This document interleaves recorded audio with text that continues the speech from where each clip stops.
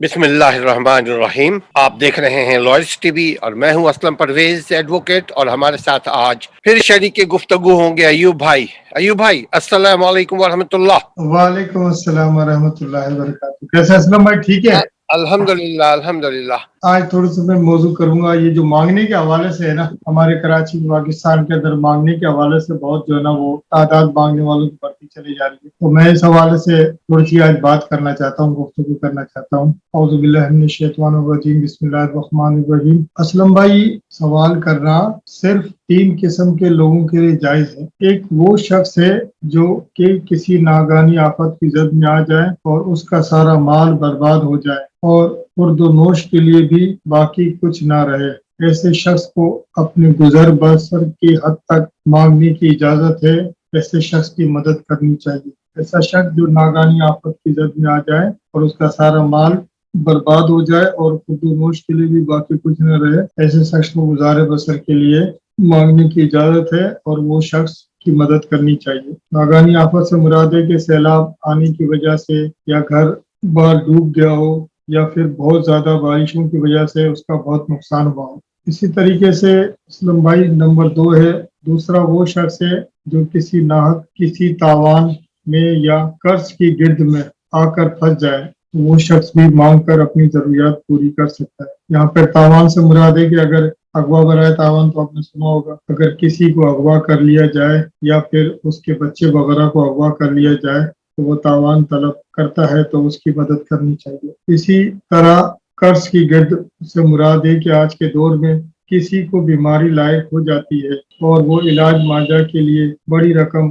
खर्च हो तो उसकी भी मदद करनी चाहिए। इसी तरह गर्दनें आज़ाद करना, गर्दनें आज़ाद करने से मुराद आज के दौर में नाजायज मुकदमात में फंसे हुए कैदी की जान बचाना, ये भी जायज है। इस नंबर 3 में है, तीसरा वो शख्स है जो दयानतदारी से काम करता है और करना भी चाहता है मगर पूरी कोशिश के बावजूद काम ना मिल सके या जायज मसारिफ अखराजात की आमदनी कम हो, घरेलू माशी जरूरियात पूरी ना हो रही हो, फाका कशी की नौबत का अंदेशा लायक हो, ऐसे आदमी माशरे के दूसरे आदमी जायज जरूरियात मांग कर पूरी कर सकता है। इस आदमी माशरे के दूसरे आदमी से जायज जरूरियात मांग कर पूरी कर सकता है। अब इन तीनों बातों को चेक करें अपने इर्द गिर्द के माहौल में, मिसाल के तौर पर रिश्तेदारों में, बिरादरी में, पड़ोस में, इनको पहले अपने इर्द गिर्द के माहौल में चेक करें। के बाद आता है फकीर से मुराद वो शख्स है जो अपनी जरूरियात के लिए दूसरों की मदद का मोहताज। ये लफ्ज तमाम हाजतमंदों के लिए आम है, खवा जिस्मानी नक़्स या बुढ़ापे की वजह से मुस्तकिल तौर पर मोहताज हो गया हो या किसी आर्जी सबब से सरे दस्त मदद का मोहताज हो। अगर इन्हें सहारा मिल जाए तो वो आगे चलकर खुद अपने पाँव पर खड़े हो सकते हैं। मिसाल के तौर पर यतीम बच्चा है, बेवा औरतें हैं, बेरोजगार लोग हैं और जो फाका कशी का शिकार हो गए हो। इसके अलावा गैर मुस्तहिक लोग जो महज पैसा जमा करने की खातिर मांगते हैं, इनका अंजाम क़यामत वाले दिन जिसका जिक्र हदीस में आता है, उन लोगों के चेहरे पर गोश्त नहीं होगा जो सिर्फ पैसा जमा करने के लिए ये हरकतें करते हैं। हदीस में आता है कि क़यामत वाले दिन उनके चेहरे पर गोश्त नहीं होगा। चेहरे पर गोश्त ना होने का मतलब ये है कि ऐसा आदमी कदर मंजिलत और इज्जत ना होगी और वो जलील और ख्वार गिरी हुई तौकीर के साथ आएगा। इसके माने ये हुए कि ऐसे इसे इतना अजाब दिया जाएगा कि चेहरा गोश्त तक, के चेहरे से गोश्त तक उड़ा लिया जाएगा। चेहरा सिर्फ हड्डियों का खास ढांचा होगा, इसे इसकी पहचान की अलामत बना दिया जाएगा। जैसा अमल वैसी सजा। क़यामत के दिन इसे देखकर लोग कहेंगे कि ये लोग है जो भीख मांगा करते थे, वो लोग हैं जो दुनिया में भीख मांगा करते थे। अजाब का मरकज नेवर बने रहेंगे। अब हम आते हैं, अजाब का मरकज नेवर बने रहेंगे, इससे साबित हुआ कि बगैर जरूरत के मांगना हराम है। अब हम आते हैं 3 किस्म के आदमी जिसके लिए सवाल करना जायज है और वो किसी गैर कौम का हो। पहले तो हमने अपनी कौम के लिए कहा कि अपनी कौम इर्द गिर्द के माहौल को चेक करो। अब हम आते हैं किसी गैर कौम की जिसकी हम मदद करते हैं। किसी गैर कौम का हो, मोहताजी अलबत्ता हाजत और फाका कशी में फर्क है। हाजत और फाका कशी में फर्क है। फाका लोगों की नजर में पोशीदा होता है। एक शख्स है, उसके घर में फाका कशी चल रही है, खाने के लिए खुरदुनुश के लिए कुछ भी नहीं है, तो वो नजर नहीं आता है। हाजतमंदी लोगों की नजर में आया होती है, जरूरत है उसकी, वो लोगों की नजर में आया होती है। तब फिर जायज वो हाजत होगी जिसका सबब जाहिर हो, फाका वो हाजत होगी जिसका सबब मख्फी हो। इससे मालूम हुआ कि लोग उठकर उस फाका ज़दा होने की शहादत दें जो इसके हाल को बाखूबी जानता हो। फाका ज़दा होने की उसकी शहादत दे उठ के कि भाई ये वाकई इसको खूबी जानता है। क्योंकि उस आदमी ने अपने फाका ज़दा होने का दावा किया है, वो अपने आप को मुस्तहिक साबित करके माल और ज़कात ले लेगा, और जो दूसरा फकीर है जो हक पर है वो इससे महरूम हो जाएगा। असल में जो है वो झूठ बोल के तो ले रहा है, जो असल वाला है वो फिर इससे महरूम हो जाएगा। इसलिए उसका काम है कि वो उसके जो मोहल्ले के लोग हैं उसकी शहादत दे। इसलिए नबी करीम सल्लल्लाहु अलैहि वसल्लम ने इसके दावे के सबूत के लिए 3 बातों की शराइत आयद फरमाई है। नबी सल्लल्लाहु अलैहि वसल्लम ने इसके दावे के सबूत के लिए 3 बातों की शराइत आयद फरमाई है। गवाह 3 हो, नंबर 2 दानिशमंद हो, नंबर 3 खुद उस कौम का हो जो उसको अच्छी तरीके से जानता हो। उनके जिस आदमी को आप दे रहे वो उसकी कौम का गवाह हो, वो उसको अच्छी तरीके से जानता हो, तो उसको देना चाहिए। इससे मालूम हुआ कि माल और ज़कात का देना तीनों आदमी की शहादत के बगैर जायज नहीं है। अगर 3 आदमी की शहादत ना हो तो उसको देना जायज नहीं है। अगर आप अपनी सोसाइटी को ठीक करने चाहते हो तो इस्लाम ने जो हमें तरीका सिखाया इस पर अमल करें। उन लोगों को नसीहत करें जो बिला वजह भीख मांगते हैं। उन लोगों को अपने पांव पर खड़ा होने का रास्ता बताएं ताकि वो अमल करें। आप अपना फरीजा पूरा करें, फिर उसकी मर्जी है, हिदायत अल्लाह की तरफ से होती है। आप अपना फरीजा पूरा करें, फिर उसकी मर्जी है, हिदायत अल्लाह की तरफ से होती है। एक हदीस में है जिसमें आप सल्लल्लाहु अलैहि वसल्लम से किसी ने सवाल किया। आप सल्लल्लाहु अलैहि वसल्लम ने उससे कहा कि तुम इस ज़मर में नहीं आते हो, यानी कि इन 3 बातों में किसी में भी तुम नहीं आते हो, लिहाजा तुम जाओ कुल्हाड़ी लेकर लकड़ी काट कर फरोख्त करो। वो शख्स गया और उसने ऐसा ही किया।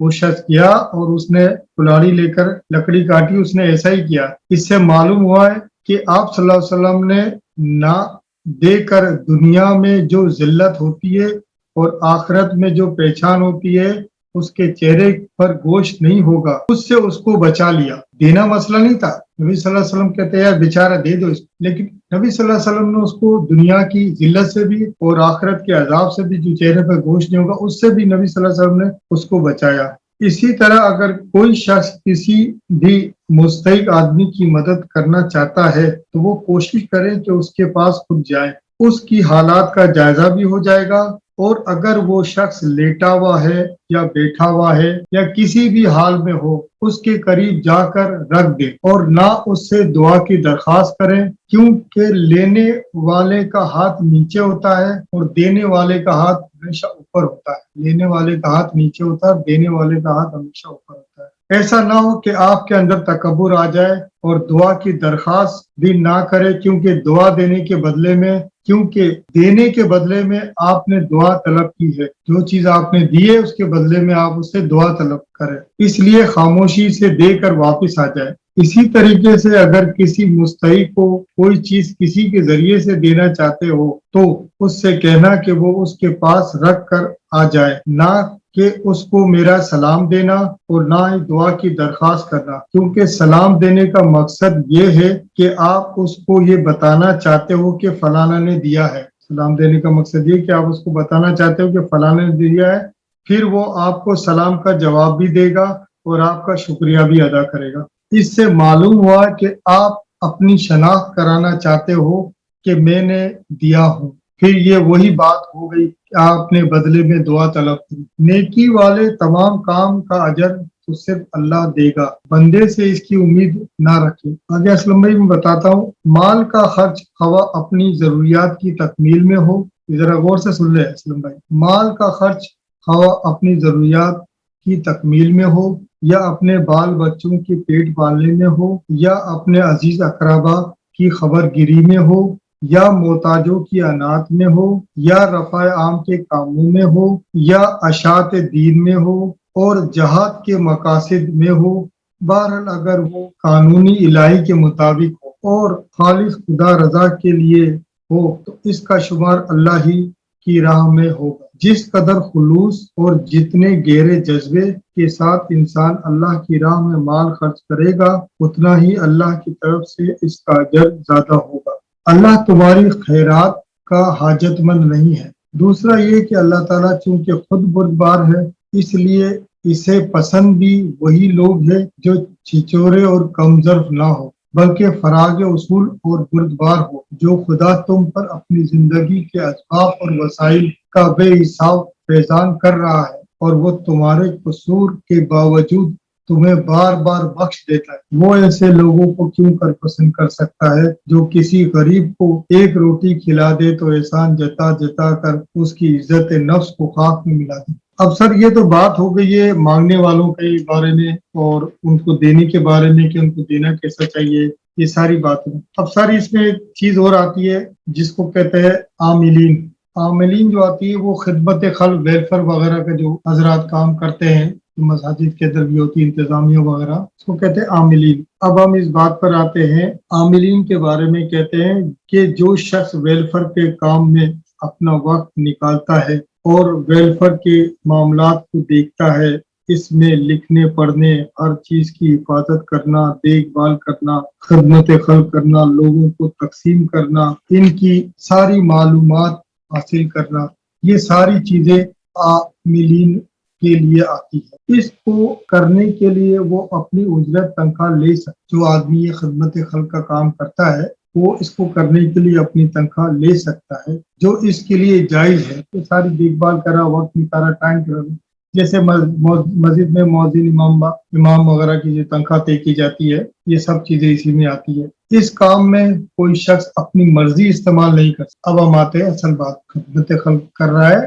تو اس میں وہ جو کمیٹی طے کرے گی اس میں وہ تنخواہ لے سکتا ہے، لیکن اس کام میں کوئی شخص اپنی مرضی استعمال نہیں کر سکتا۔ یہ خیانت ہوئی کہ اس میں سے 60% میں تقسیم کروں اور 40% میں خود رکھ لوں۔ مثال ہے یہ کہ وہ شخص کو اگر دیا گیا ہے تو وہ اس میں سے 60% تقسیم کر لیتا، 40% خود رکھتا ہے۔ ایسا کرنا جائز نہیں، ایسا کرنا جائز نہیں۔ اس کے بارے میں جو ادارے ہیں، جیسے گورنمنٹ میں مال غنیمت ہے، اس کو تقسیم کے لیے جو لوگ مقرر ہوتے ہیں ان کو بھی تنخواہ دی جاتی ہے۔ اسی طرح اگر کوئی ویلفیئر کا ادارہ ہے تو وہ اس میں جو کمیٹی ہوتی ہے، اس کے سرپرست عہدیداران ان لوگوں کو جو خدمت خلق میں شامل ہے ان کو تنخواہ مقرر کریں گے۔ اس میں کوئی بھی شخص اپنی مرضی استعمال نہیں کر سکتا۔ جو عہدیداران ان کی تنخواہ مقرر کریں گے وہ تنخواہ لیں گے، اپنی مرضی استعمال نہیں کر سکتے۔ اس کے علاوہ اگر کوئی شخص کسی ادارے یا ویلفیئر میں شامل نہیں ہے، فری ہے، بالکل جیسا میں ہوں، فری ہوں، کوئی آدمی اگر کسی ویلفیئر میں شامل نہیں ہے، نہ کسی ادارے میں شامل ہے، تو وہ یہ کام کرتا ہے تو اس کے لیے ضروری ہے کہ اس کام کو کرنے کی اجرت نہ لے، یہ صرف فی سبیل اللہ اللہ کے لیے کرتے ہیں۔ اگر واحد بندہ ہے تو وہ پھر فی سبیل اللہ اللہ کے لیے کرے، اس میں وہ اجرت نہیں نکالے گا کہ مجھے کسی نے دیا ہے دینے کے لیے تو یہ میں رکھ لوں اور بقایا میں جو نا وہاں دے دوں یا اس کام میں لگا لوں، اس میں پھر وہ اجرت، پھر وہ فی سبیل اللہ۔ اگر وہ کس کام کرنا چاہتا ہے، اس سے معاوضہ لینا چاہتا ہے، وہ ظاہر سی بات ہے پھر کسی کمیٹی میں یا کسی ویلفیئر میں وہ شامل ہوگا، اس ویلفیئر والوں کو دے گا، پھر وہ مسجد کی انتظامیہ ہے یا جیسے بھی ہے لوگوں کو جو خیرات تقسیم کرتے ہیں، کھانا کھلاتے ہیں یا XYZ راشن وغیرہ جو کچھ بھی تقسیم کرتے ہیں، تو وہ پھر اس کے حوالے سے جو نا وہ خدمت خلق کر رہا ہے تو اس کی تنخواہ لے۔ آخر میں اپنی بات ختم کرتا ہوں، لیکن ایک نصیحت جو میں ہمیشہ کرتا ہوں اس کی طرف آتا ہوں۔ اس کام کو کرنے میں ریاکاری نہیں ہونی چاہیے۔ ریاکاری خود اس بات کی دلیل ہے کہ اس کا محض لوگوں کو دکھانے کے لیے عمل کرنا، جس سے خدا ناراض ہوتا ہے۔ ایسا نہ ہو کہ اس کے اعمال ضائع ہو جائے۔ اس بات کا خاص خیال رکھے، اللہ ہمیں بھی توفیق دے اس پر عمل کرنے کی۔ اور اس کے علاوہ ان ساری باتوں میں جو اہم بات یہ ہے، جو بھی دینے والا شخص ہے اس کو اس بات کی فکر ہونی چاہیے کہ میں نے کسی مستحق کو دے رہا ہوں یا نہیں، اور جو بھی اس خیر کے کاموں میں شامل ہے ان کو بھی اس بات کی فکر ہونی چاہیے کہ میں یہ امانت مستحق لوگوں تک پہنچا رہا ہوں یا نہیں، چونکہ دین اسلام میں چیک اینڈ بیلنس کی بہت اہمیت ہے۔ ایسا نہیں ہو کہ کوئی بھی چیز دے کر اپنی جان چھڑائے، کسی کو دے دو یار، دے دو جان چھڑائے، ایسا نہیں۔ آپ اس کو دے رہے ہو، نیکی کا کام کر رہے ہو تو اس کا چیک اینڈ بیلنس کرو، اپنی جان چھڑانے والی بات نہیں کرو، بلکہ اس بات کی فکر کرے کہ یہ میرا اجر کہیں ضائع تو نہیں ہو رہا ہے۔ اب آپ یہ جو چیزیں دے رہے ہو، ایسا تو نہیں ہے کہ یہ میرا عمل ضائع ہو رہا ہے۔ اور اگر کوئی قرآن سے معلومات کرنا چاہتا ہے تو سورہ توبہ کی آیت نمبر ہے 60 خود وہ مطالعہ کر سکتا ہے جو بھی میں نے بات کی۔ آخر دعوانا الحمدللہ۔ بہت بہت شکریہ ایوب بھائی۔ ناظرین، ایوب بھائی نے جو کچھ ابھی بات کی ہے یہ بات مکمل بات ہے، اس کے اوپر کسی قسم کی کوئی اور بات نہیں کی جا سکتی، لیکن ہم اور آپ کوشش کریں ایوب بھائی کی مکمل یہ بات کو ایک نہیں 2 مرتبہ سنیں، کیونکہ یہ اگر ہم سن لیں سمجھ لیں عمل کرنے میں آسانی ہوگی۔ اللہ تعالیٰ سے ہم دعا کرتے ہیں اللہ تعالیٰ ہمیں عمل کرنے والا بنا، علم نافع عطا فرما۔ اللہم انی اسألک علما نافعا ورزقا طیبا وعملا متقبلا۔ ہمارے اصلاحی اور معلوماتی چینل کو دیکھتے رہیے، اس طرح ہم اور آپ ایک بہترین، اچھا، کنسٹرکٹیو، ہیلدی معاشرہ بنا سکتے ہیں۔ اپنا اور اپنے گھر والوں کا اور ہمارے چینل کا خیال رکھیے۔ السلام علیکم ورحمۃ اللہ۔